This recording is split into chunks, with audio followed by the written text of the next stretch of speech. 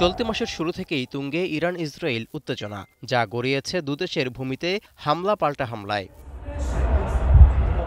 এমন উত্তপ্ত পরিস্থিতির মধ্যেই এশিয়ার দেশ পাকিস্তানে 3 দিনের রাষ্ট্রীয় সফরে এলেন ইরানের প্রেসিডেন্ট ইব্রাহিম রাইসি।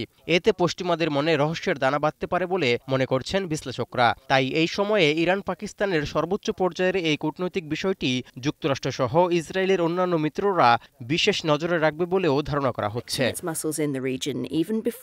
এদিকে 900 কিলোমিটার দীর্ঘ অভিন্ন সীমান্ত রয়েছে পাকিস্তান ও ইরানের। নিজ নিজ দেশে উগ্রবাদীদের আশ্রয় প্রশ্রয় দেয়া এবং সীমান্ত পেরিয়ে সন্ত্রাসী আক্রমণ চালানো থেকে বিরত রাখতে কোনো দেশই যথেষ্ট পদক্ষেপ নিচ্ছে না বলে পরস্পরকে দোষারোপ করে আসছে। এমনকি জানুয়ারি মাসে পাকিস্তানের সীমান্তবর্তী দক্ষিণ পশ্চিমাঞ্চলীয় বালুচিস্তান প্রদেশে ইরানের নিরাপত্তা বাহিনী এই দাবি করে ক্ষেপণাস্ত্র হামলা চালায়। জবাব দেয় পাকিস্তানও।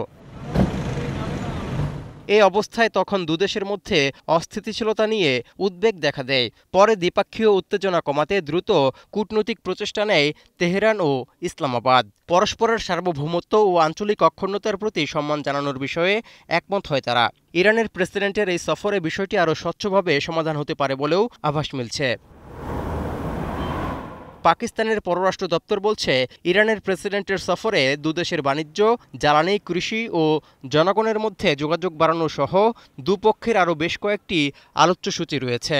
এছাড়া সন্ত্রাসবাদের অভিন্ন হুমকি মোকাবিলায় আঞ্চলিক ও বৈশ্বিক বিভিন্ন ঘটনা এবং দ্বিপাক্ষিক সহযোগিতা নিয়েও আলোচনা হবে বলে জানানো হয়েছে। তৌহিদুর রহমান, এখন বিশ্ব।